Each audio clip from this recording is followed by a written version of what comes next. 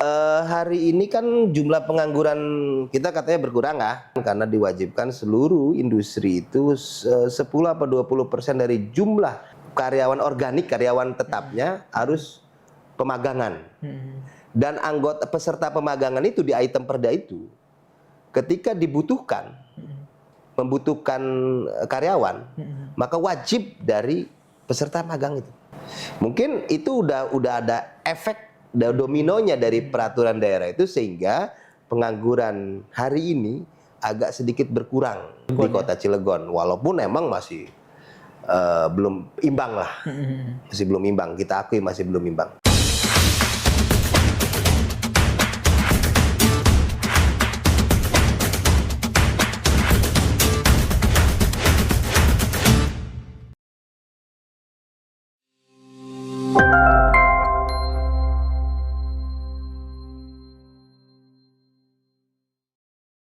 Assalamualaikum warahmatullahi wabarakatuh. Sobat Kabar Banten, bertemu lagi bersama saya Irfan Muntaha dalam program Mode Ngobrol bareng anggota Dewan.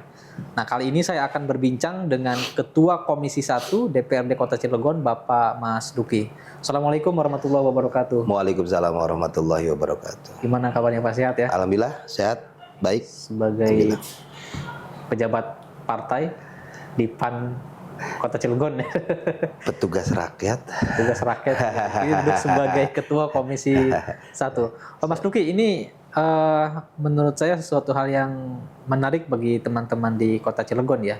Tentu juga secara keseluruhan publik ingin tahu bagaimana jejak rekam Pak Mas Duki hingga menjadi politisi yang terbilang sukses lah ya. Karena sekarang sudah duduk menjadi Ketua Komisi 1 DPRD Kota Cilegon. Bagaimana kisah kehidupan bisa mengenal partai politik segala macam? Ya, terima kasih dari Kabar Banten. Ya, terima kasih atas kesempatan ini.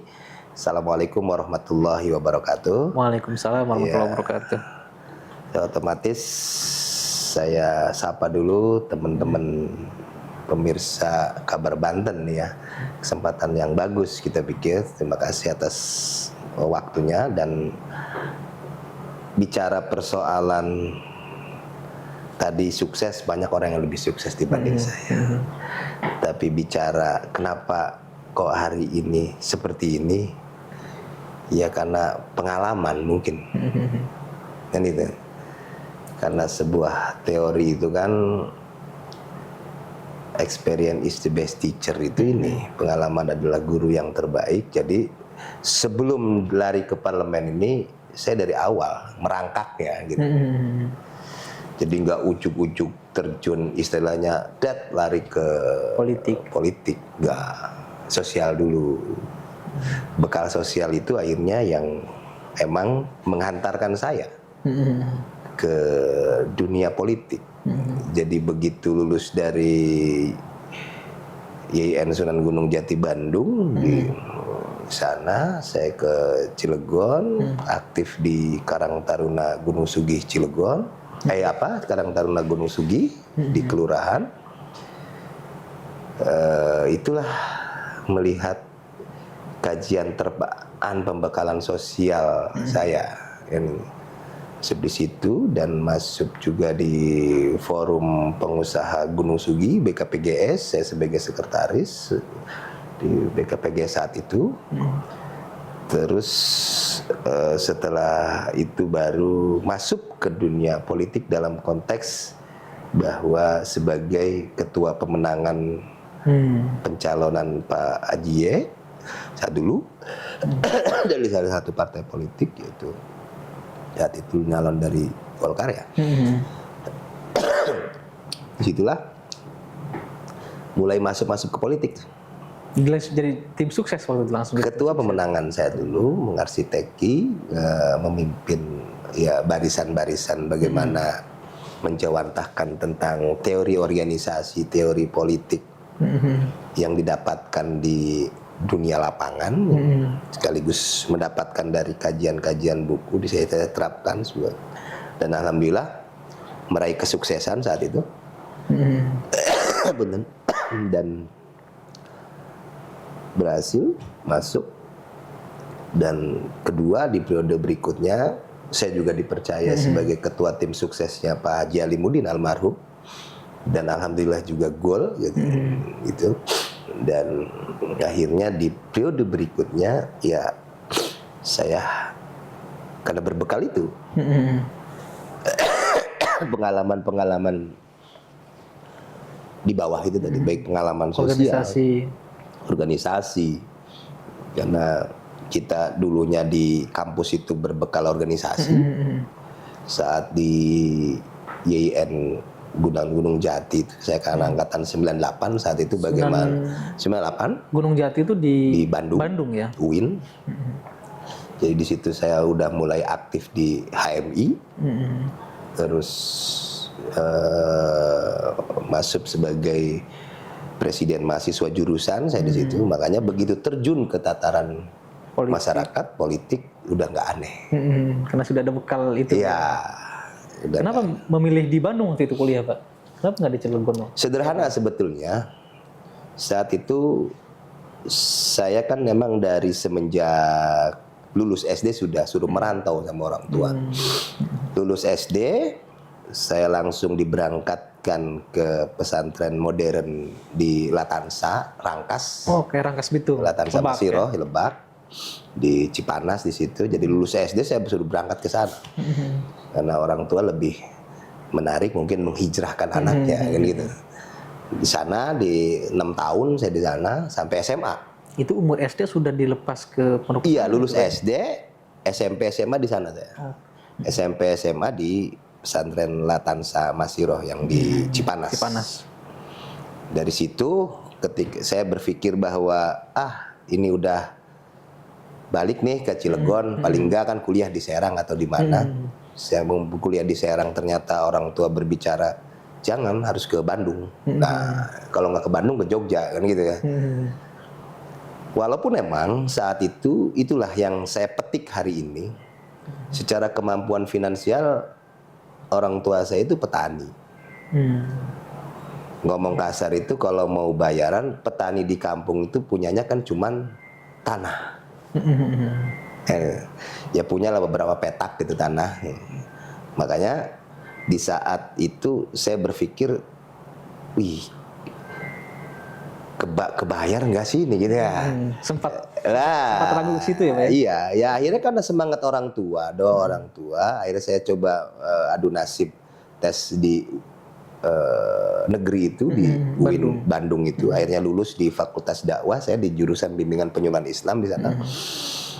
Diterpa kuliah di sana, dan dasarnya sebetulnya sederhana, biar jauh dari rumah itu minimal kamu itu punya pergaulan. Membuka pemikiran, membuka pergaulan, akses pergaulan. Ya minimal belajar lebih serius begitu. Makanya kalau bicara Bandung, kalau nggak Jogja itu ya itu ya, tapi kan ya alhamdulillah kita di situ di Yayan Sunan Gunung Jati Bandung, UIN ya sekarang ya, universitas ya. Makanya gelar saya kan SAG itu terakhir, Sarjana Agama. Sarjana Agama kan gitu kan. Itulah orang tua. Kalau istilahnya dulu itu ya karena besar dari penghasilan tani ya, orang tua saya itu ibaratnya kalau dulu kan namanya meluku macul itu ya udah, saya naik kerbau itu sudah biasa. Jadi orang tua saya bawa garu itu kan, saya naik kerbau itu. Ya dulu itu begitu kehidupan saya di zaman saat SD pulang. Dan bahkan saat itu ya itulah yang memotivasi saya, karena niatan orang tua itu bagaimana anaknya menjadi lebih baik paling tidak doanya daripada daripada kehidupannya. Ketika mau bayaran itu nggak langsung spontan lah bayaran. Ya, akhirnya dari situ dia termotivasi juga. Kalau di zaman 97-98 itu kan banyak beasiswa tuh kan. Ada Super Semar, ada Jarum Super, ada ini ya. Nah, cuman kan IPK-nya harus 3, sekian. Alhamdulillah semester 2 itu saya masuk di beasiswa di Super Semar saat itu. Karena cuman kan IPK-nya harus stuck di 3, sekian. Dan alhamdulillah termotivasi itu saking melihat bagaimana berpikir orang tua karena udah punya semangat. Ya akhirnya SPP sampai akhir itu dibayarin beasiswa itu saya. Oleh beasiswa itu sendiri? Oleh beasiswa itu. Bahkan ya alhamdulillah Saya juga tidak mengecewakan keluarga dengan yudisium cum laude saat itu. Saya alhamdulillah. Ya karena saya termotivasi kalau saya di bawah 3 IPK ini saya nggak dapat beasiswa nih. Terbayang bagaimana orang tua bahagianya waktu itu ya? Oh iya, alhamdulillah. Paling tidak kan punya beban hanya sebatas untuk jajan aja, bayaran SPP mah sudah dibayarin gitu kan. Gitu. Tadi sempat ragu Pak soal bagaimana biaya karena status orang tua sebagai petani. Nah waktu itu apakah itu sempat disampaikan ke orang tua? Oh iya, iya saya sampaikan. Kata orang tua, tanah bapak abah saya manggilnya, tanah abah habis nggak apa-apa asal kamu mau sekolah. Dan sebetulnya teori itu betul. Jadi ketika saya telepon dari Bandung, Pak, bulanan itu kan, tar lagi gadein tanah, tar lagi jual tanah, kirim. Nah, emang benar gitu. Dan emang hanya sumber pencariannya saat itu ya kalau namanya orang kampung gitu ya, yang kebenaran punyalah sepetak 2 petak. Ya bahasa komitmen orang tua saya, tanah saya habis asal kamu mau sekolah nggak apa-apa. Dan emang dibuktikan sama beliau, gitu. Dan saking tulusnya ya akhirnya ya alhamdulillah gitu kan. Terwujud cita-citanya. Terwujud cita-citanya walaupun emang ini perlu diketahui oleh teman-teman saya juga semuanya bahwa cita-cita kedua orang tua saya itu bagaimana sosok Mas Duki itu menjadi juru dakwah. Makanya diterpa di pesantren ke-6 tahun itu langsung dilarikan istilahnya ke UIN Bandung itu di fakultas juga fakultas dakwah kayak gitu. Nah, begitu lulus saya dari Bandung itu kan cita-cita kedua orang tua tuh itu menjadi pendakwah, menjadi juru dakwah. Dan sekarang juga menjadi pendakwah karena kan menjadi wakil rakyat. Dakwah di pemerintahan. Nah, akhirnya inilah makanya ridallahu fi ridha walidaini wa suhtullahu fi suhti wali. Ridho Allah ada dalam ridho orang tua dan murka Allah ada dalam murka orang tua. Konteks ini ketika misalkan saya lulus dari Bandung, saya disorbanin, saya mencoba berdakwah tabligh, berjalan 1 tahun, disitulah karena saya sudah punya keluarga, istri, anak saat itu lulus dari Bandung itu, karena saya jujur saya menikah di saat semester terakhir, semester 7 saya menikah di sana. Nah akhirnya ya mohon maaf ya berkomunikasi kembali dengan orang tua. Negosiasi lah intinya bahwa saya akan bukan berarti tidak meneruskan harapan dan cita-cita itu, tapi saya kasih kesempatan dulu mau kerja dulu. Setelah setahun berjalan saya jadi itu. Nah itu kan sebuah transformasi pemikiran yang harus saya kompromikan kepada kedua orang tua saya. Ya, ada kompromi ya bahwa ke depan saya bilang mudah-mudahan saya ada dakwah dengan cara lain. Ya. Tapi saya meyakinkan kedua orang tua saya almarhum itu bahwa saya ke depan akan dakwah dengan cara lain bukan tabligh. Nah, istilahnya gitu. Ya kan? Karena metodologi dakwah itu kan ada hikmah, mauidhah hasanah dan mujadalah, ada metodologi tabligh ya kan, ada metodologi bil lisan dan bil hal konteksnya kan gitu. Makanya saya yakinkan godong dan akhirnya dapat restu. Ya udah yang penting ke depan kamu dakwah dengan cara lain. Oke? Saya bekerja di salah satu kontraktor di sana, memutuskan untuk kerja di kontraktor ya swasta lah. Saya bekerja sebagai admin, bekerja. Ingat gaji pertama saya di tahun itu 700.000. Pertama kali gaji? Iya, 700.000 gaji saya berjalan aja 700.000 ya buat menafkahin istri gitu kan. Jalan. Nah dari situ ya alhamdulillah terbuka ya sampai saya ya singkat cerita ujungnya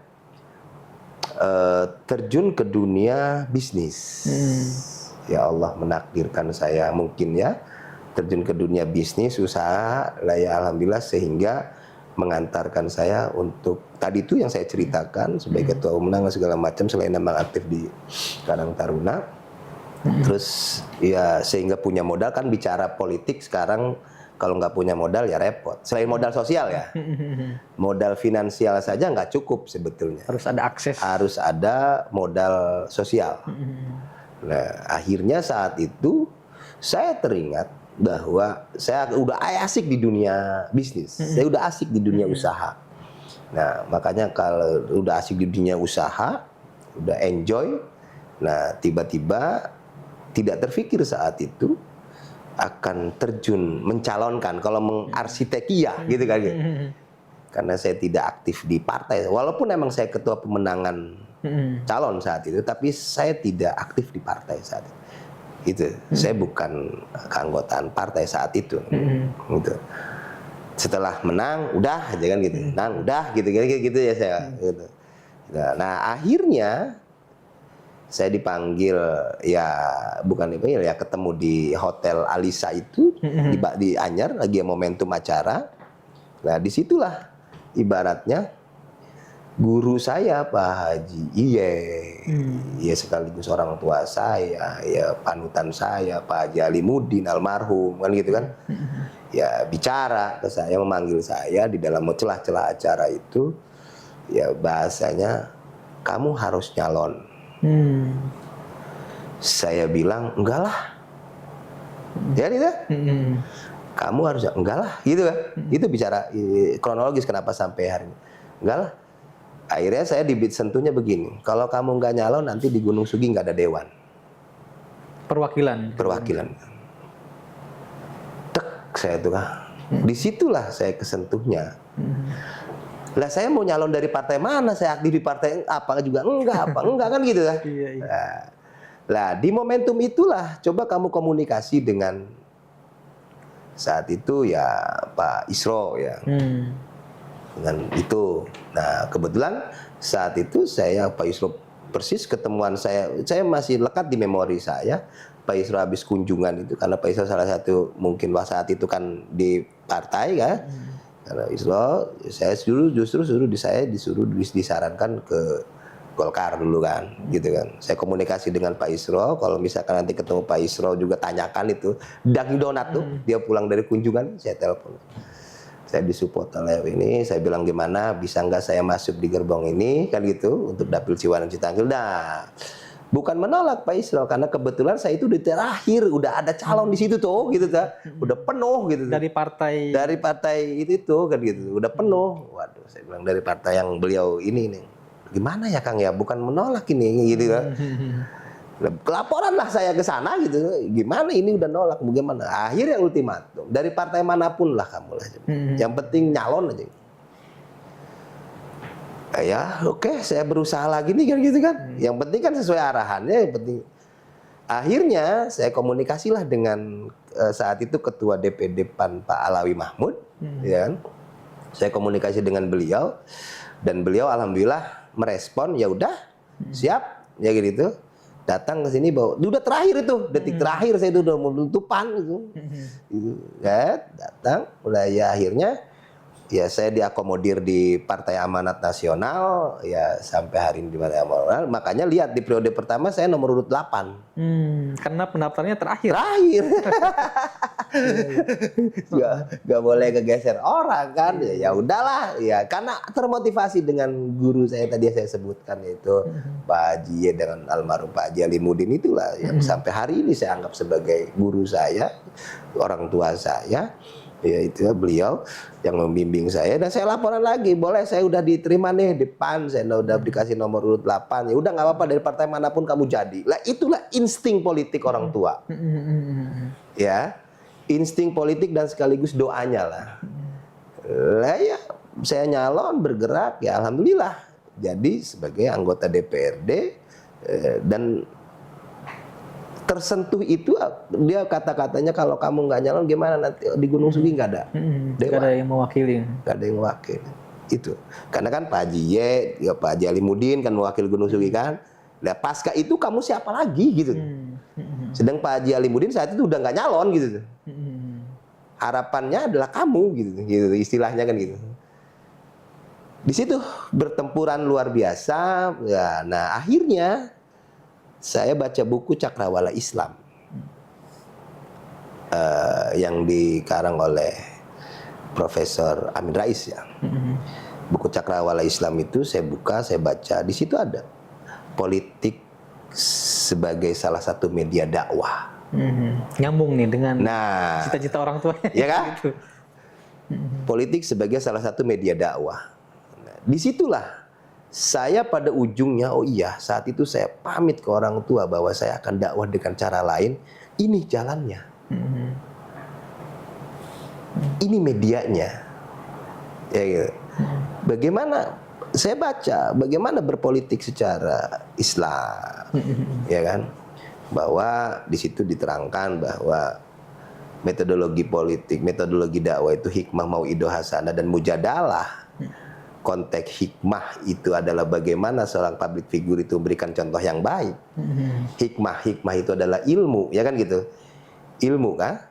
Ilmu. Bagaimana seorang politisi itu harus punya ilmu. Kalau nggak punya ilmunya ya kan? Mauidhah hasanah adalah contoh yang baik. Seorang public figure, anggota DPR harus memberikan contoh yang baik. Ya gitu ya. Yang ketiga adalah mujadalah. Di DPRD adalah tugas DPRD adalah ngomong, berdebat, berargumentasi. Ternyata konsepsi dakwah Rasulullah itu tiga tadi itu. Dalam kata-kata ud'u ila sabili rabbika bil hikmah wa mauidhah hasanah wajadilhum billati ya ahsan. Ini strategi dakwah Rasulullah sehingga Islam bisa nyebar kemana-mana. Keberhasilan dakwah Rasulullah itu dengan tiga metode itu salah satunya. Nah di politik ternyata itu juga. Ya gitu.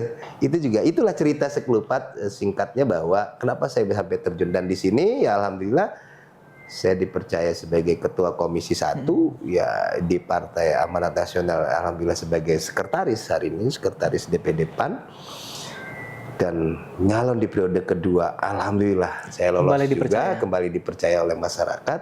Ya mudah-mudahan bisa memaksimalkan tanggung jawab ini dengan baik, dan mudah-mudahan lebih baik dari sebelumnya. Itu kan.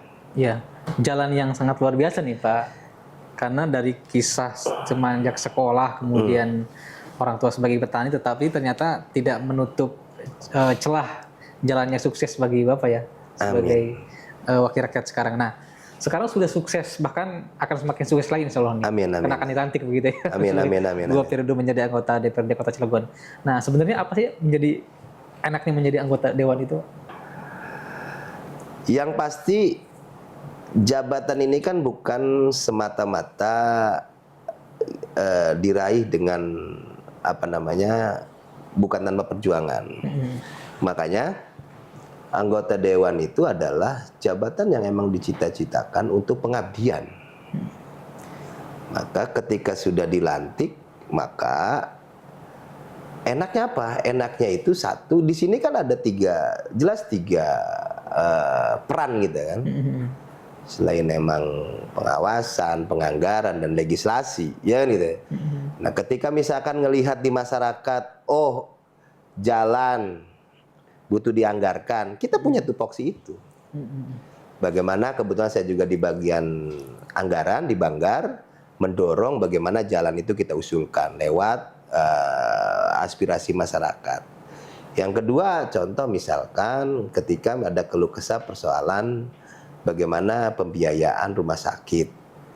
Mereka bercerita, kan tidak semua masyarakat itu tahu tentang regulasi dan prosedur supaya emang berobat itu gratis. Ya, makanya kita arahkan begini dan mereka tersenyum. Yang ketiga, sukanya itu ketika misalkan kita bisa membantu masyarakat dalam konteks di dunia kerja ataupun apa. Ya, karena kerja anggota dewan itu bisa dikategorikan 24 jam. Ya kan itu? Melekat. Melekat. Wakil rakyatnya. Iya, sebagai wakil rakyatnya melekat. Makanya kadang-kadang ranah-ranah privasi itu nggak ada kadang-kadang. Ya, kadang-kadang nggak ada di situ. Itu sukanya. Ya, itu sukanya. Ya, dukanya otomatis ya masyarakat misalkan ketika ya sama, kadang-kadang masyarakat bicaranya kalau anggota dewan kalau ada maunya baru dekat. Masyarakat juga sama. Terkadang ada juga tapi tidak semua. Ketika misalkan butuh bantuan datang, ketika diminta bantuan sama juga waktu pemilu mau cerai-berai gitu. Ya, jadi intinya manusiawi konteks itu kenyamanan dan kesukaan yang pasti kita mau berbuat saja udah. Terlepas diterima apa tidak perbuatan itu oleh masyarakat, kita sudah lakukan itu. Baik 3 bulan sekali kita menampung aspirasi lewat reses, ya kan itu. Kita sampaikan di rapat gabungan anggaran, kita usulkan yang tadi saya sebutkan, itu kita lakukan. Dalam rangka implementasi dakwah tadi, Dalam rangka sebagai ketua Komisi 1 kan begitu, ada kesempatan implementasi dakwah. Nah, apa yang dilakukan selama menjadi ketua Komisi 1 ini, Pak? Hari ini kalau pengen tahu Bapak, kalau main ke rumah saya, karena saya sudah ibaratnya ikrar sama kedua orang tua saya, majelis taklim pengajian per minggu itu jalan. Dan itu saya dirikan untuk warga sekitar. Saya siapkan ustadznya, saya siapkan fasilitas gedungnya, saya siapkan lembaganya, ya kan? Itu. Dan itu rutin setiap hari Selasa melakukan pengajian. Dan alhamdulillah jamaahnya cukup luar biasa. Nah, inilah bahwa ketika orang tua ridho, jalan itu ada. Tapi ketika orang tua itu nggak ridho, mau bagaimanapun usahanya nggak ketemu. Karena konsepsi dasar yang tadi saya sebutkan bahwa ridho Allah itu ada dalam ridho orang tua, murka Allah itu dalam murka orang tua. Apapun misalkan langkah kita harus minta ridho orang tua. Karena Allah pasti ridho. Ketemu jalan kan saya juga. Oh, saya menjabat. Oh, saya harus membuat satu lembaga yang memfasilitasi tentang ini. Nah, santunan-santunan yatim berjalan setiap tahun. Ya, yayasan jalan kan gitu ya. Makanya kita kemas semuanya bagaimana kegiatan hari ini saya di DPRD yang full, ya kan gitu, supaya diimbangi dengan kegiatan-kegiatan yang sifatnya bertemu dengan masyarakat. Walaupun sejam 2 jam di momentum itu sebelum pengajian itu ketemu pasti sama saya. Karena majelisnya di samping rumah saya. Saya dirikan di situ. Jadi masyarakat bisa ketemu. Kegiatan apa jasmaninya? Senam saya. Biar ketemu juga. Jadi kita siasati bagaimana kreativitas kita dengan aktivitas agenda DPRD yang cukup luar biasa ini, tapi bisa ketemu dengan masyarakat di situ. Dan alhamdulillah, dan sekaligus kita kemas bagaimana politik sebagai media dakwah itu, salah satu media dakwah ini, bahwa bukan berarti kita fokus di politik. Politik itu bukan berarti semuanya penuh intrik, penuh kecurangan, enggak semuanya. Karena Rasulullah tanpa politik gak bakal berhasil juga dalam teori penegakan dakwanya, syiar dakwanya. Bagaimana hijrah dari Mekah ke Madinah, ya gitu. Ini bagaimana dia melakukan strategi istirahatnya, bagaimana pengamannya di saat perjalanannya. Ini kan menggunakan semuanya strategi politik dalam diterapkan dalam strategi dakwah. Sehingga beliau berhasil Rasulullah syiar agama itu, Islam. Dan teori kepemimpinan Rasulullah mungkin juga diterapkan oleh Pak Ketua di Komisi 1 ya. Karena sebagai Ketua Komisi 1. Ya paling enggak yang kita bisa, yang kita tahu kita terapkan. Cuman kan kita sebagai manusia biasa yang bukan malaikat, bukan nabi kan gitu, yang pasti ada bicara tidak puas sudah pasti nggak puas gitu. Di Komisi 1 berapa mitra kerja, Pak? 12 Kang. 12 12 OPD ya. mitra karena kita di bidang pemerintahan dan hukum. Gitu. Ini satu. Ada rutinitas komunikasi ya dengan OPD-OPD terkait ya. Iya, kita terus, dan ketika surat juga ada dari masyarakat kita lanjutkan, misalkan minta hearing, apa yang terkait dengan persoalan banyak lah, ya kayak misalkan persoalan bagaimana harus ada PBG, sekarang kan perizinan bangunan dan gedung, ya kan gitu. Bangunan-bangunan liar yang tidak punya izin ya kita fasilitasi, kita panggil, ya ke model Indomaret, ya alhamdulillah Alfamart sekarang alhamdulillah semuanya udah punya PBG semuanya kan di Cilegon. Terus industri-industri yang baru bangun, yang belum punya PBG, alhamdulillah. Termasuk yang kemarin toko keramik belum punya PBG, hari ini kita mediasi segala macam, support, udah punya PBG juga. Lah itu kan, kenapa bicara seperti itu? Itu karena konteksnya bagaimana kita mendongkrak, ketika udah punya izin itu, otomatis PAD-nya masuk ke Kota Cilegon. Dan pembangunan kota Cilegon bisa berlanjut. Dan pembangunan kota Cilegon. Dari mana misalkan membiayai program-program sosial pemerintah kota Cilegon kalau misalkan PAD-nya nggak kita dongkrak? Dari mana mendongkrak itu? Ya dari itu. Dari pajak itu. Kalau misalkan banyak bangunan liar tidak masuk ini kan repot juga, kita ada kewalahan nanti untuk pembiayaan persoalan program kinerja pemerintahnya. Gitu. Sebagai wakil rakyat, selain mengurus soal perizinan tadi Beta kan diceritakan juga banyak bertemu dengan masyarakat baik di reses, di pengajian dan begitu ya. Adakah sampai saat ini aspirasi masyarakat yang diperjuangkan Bapak begitu yang tetapi belum juga direalisasikan oleh OPD terkait? Kalau kita kan begini, ibaratnya kemarin yang misalkan masyarakat butuh apa? Contoh kebutuhan masyarakat tentang pelatihan di Disnaker pemerintah. Karena segmen daripada pemerintah itu pelatihan itu adalah bagaimana bisa langsung diakomodir oleh industri, ya kan? Kita pikir apa yang kita sampaikan itu karena kita kapasitasnya ketua komisi 1 jadi bisa menyampaikan langsung, baik dalam forum anggaran, forum apa, diakomodir kok. Kita kemarin supaya memang Dinas Tenaga Kerja melakukan pelatihan TKBT 2. Kita dorong di anggarannya karena kita juga di budgetingnya gini udah berjalan. Bagaimana ibaratnya difasilitasi untuk pelatihan scaffolding yang sifatnya sertifikatnya dari Kemenaker. Ya kan? Kita dorong dengan argumentasi-argumentasi yang dilakukan. Karena kebutuhan daripada dunia industri itu hari ini itu adalah sertifikat Kemenaker. Makanya kita menggunakan logika-logika, dan hari ini yang belum efektif saya lihat adalah, mohon maaf, kayak pelatihan cukur, ya kan? Outputnya itu belum begitu ini, ya kan? Masih perlu ada ibaratnya konsentrasi kajian-kajian khusus. Tapi kalau output daripada yang tadi itu pelatihan ketinggian yang sertifikat Kemenaker, terus pelatihan scaffolding yang sertifikat, mereka itu ditunggu sama dunia industri di Kota Cilegon ini. Di Kota Cilegon. Di Kota Cilegon. Makanya itu. Tapi kalau persoalan apa sih yang belum di ini? Karena kita itu ya ibaratnya ke mitra kerja maupun di rapat gabungan itu kan kita sampaikan kok apa nih gitu sesuai dengan ini. Itu aja gitu. Dengan berbagai kegiatan pelatihan itu Pak, tapi kemudian Kota Cilegon ini masih meninggalkan catatan pengangguran.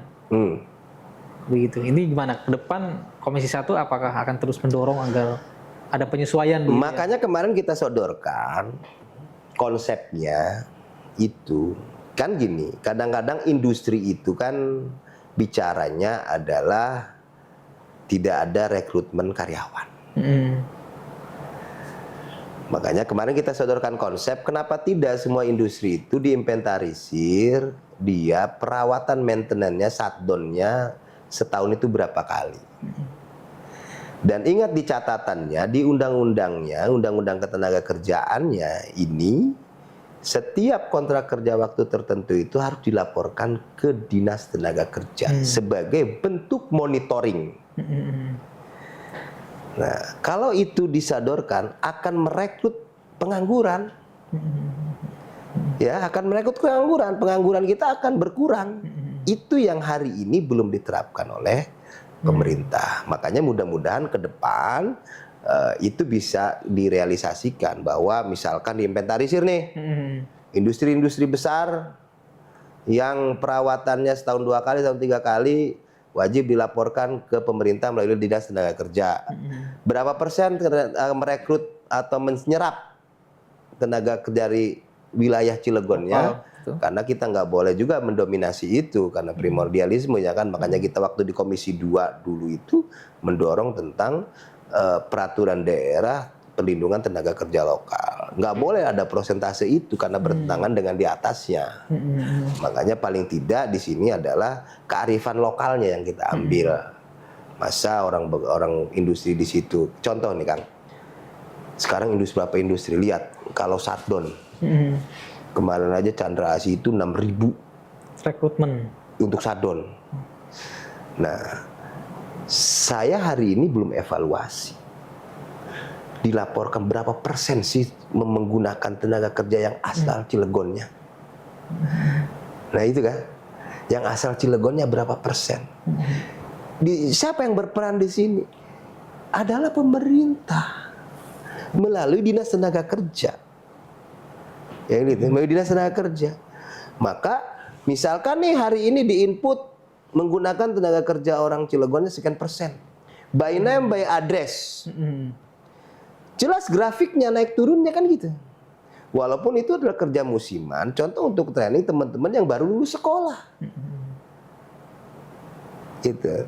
Saya sudah sodorkan konsep itu dan mudah-mudahan nanti ke depan dengan hari ini koalisi Gerindra dengan PAN dalam satu gerbong ini, ke depan mudah-mudahan akan masuk konsepsi itu karena saya ada di dalamnya. Kan itu ya. Itu. Untuk bisa mengawal implementasi perda, termasuk perda yang tadi itu Pak ya? Iya. Itu, siap.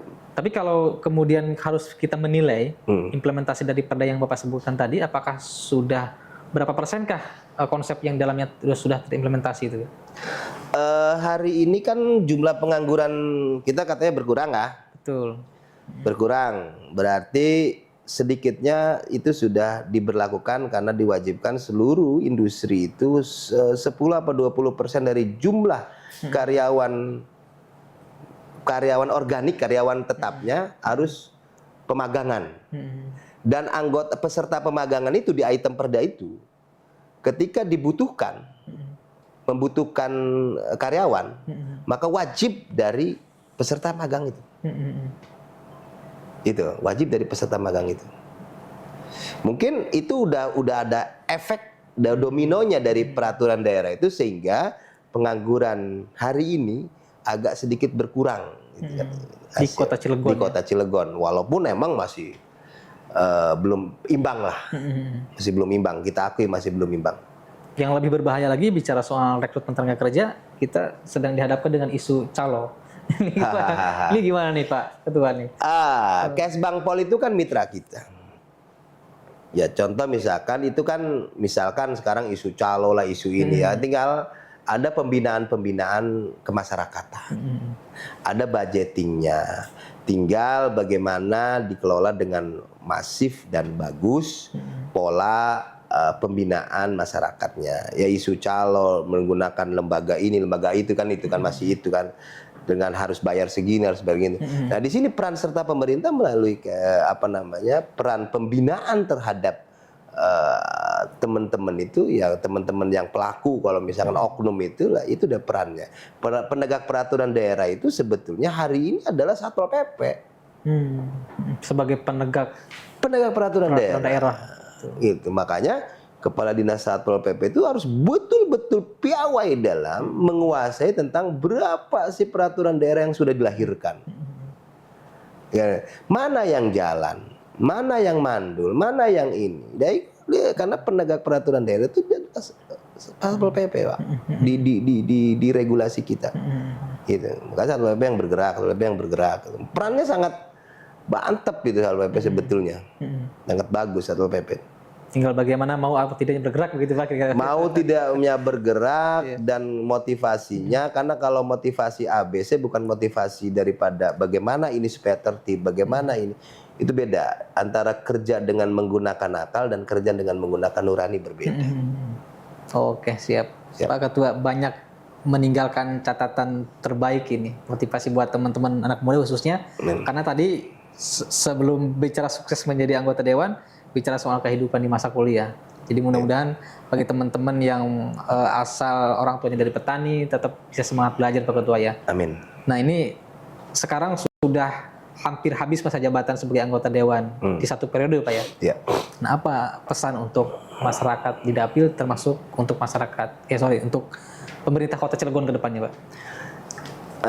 Baiklah, untuk masyarakat ya mohon maaf kalau di periode pertama kemarin kita belum maksimal ya, tapi insya Allah yang tadi saya sebutkan bahwa ke depan kita akan melakukan perbaikan-perbaikan dalam karena bicara kepuasan lagi-lagi kita manusia biasa tadi yang saya sebutkan, kita juga bukan alat pemuas bagaimana semua orang bisa puas, tapi kita bekerja melakukan sesuatu yang ini terkait dengan persoalan pemerintah hari ini ya mudah-mudahan jauh lebih baik dan lebih baik lagi karena potensi-potensi eksekusi program itu ditunggu oleh masyarakat karena DPRD itu bukan eksekutor dalam program, hanya sebatas bagaimana melakukan budgeting, penganggaran, pengawasan, ya kan, dan legislasi membuat produk undang-undang, kan gitu. Maka eksekusinya ada di pemerintah eksekutif dalam hal ini wali kota dan wakil wali kota dengan perangkatnya, perangkat OPD-nya, sinergivitas supaya memang dibangun, ya kan, komunikasi antar masyarakat dengan pemerintahnya dibangun karena DPRD terus dalam hal ini bagaimana positioningnya berada di tengah-tengah masyarakat. Semoga perjuangannya terus berlanjut di periode berikutnya. Amin. Baik, Pak Mas Duki, terima kasih Ketua Komisi 1 DPRD Kota Cilegon atas pernyataan-pernyataan motivasinya dan penjelasan yang sangat luar biasa. Semoga di periode berikutnya terus konsisten memperjuangkan hak masyarakat. Amin. Sobat Kabar Banten, itulah perbincangan saya dengan anggota DPRD Kota Cilegon yang kini duduk di Komisi 1, Ketua Komisi 1 DPRD Kota Cilegon. Saksikan terus program Progres Kabar Banten. Bila itu berbeda, Assalamualaikum warahmatullahi wabarakatuh. Waalaikumsalam warahmatullahi wabarakatuh.